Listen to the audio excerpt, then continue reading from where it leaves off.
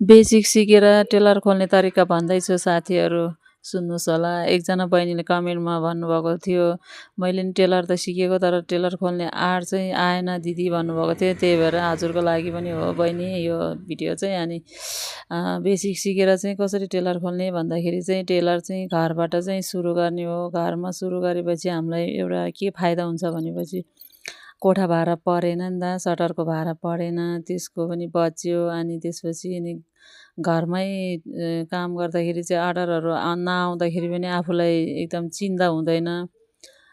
जतिखेर अर्डर आयो त्यतिखेर सिलाइदिने हो। तर आफ्नो लुगाहरू चाहिँ आफै सिलाएर लाउने, अनि आफ्नो लुगाहरू अलि बच्चाहरूको पनि आफै सिलाउने, सबै परिवारकै आफैले सिलाउँदै गएपछि नि आफ्नो हात बस्छ, अनि सफा पनि हुन्छ, अनि मेहनत पनि धेरै नै गर्नुपर्छ। अनि बिस्तारै बिस्तारै गाउँमा साथीहरूले छरछिमेकीहरूले पनि देख्नुहुन्छ नि त, तपाईँले लुगा सिलाउनुहुन्छ भनेर। अनि अलि राम्रो राम्रो डिजाइनको आफू पनि सिलाएर लाउने।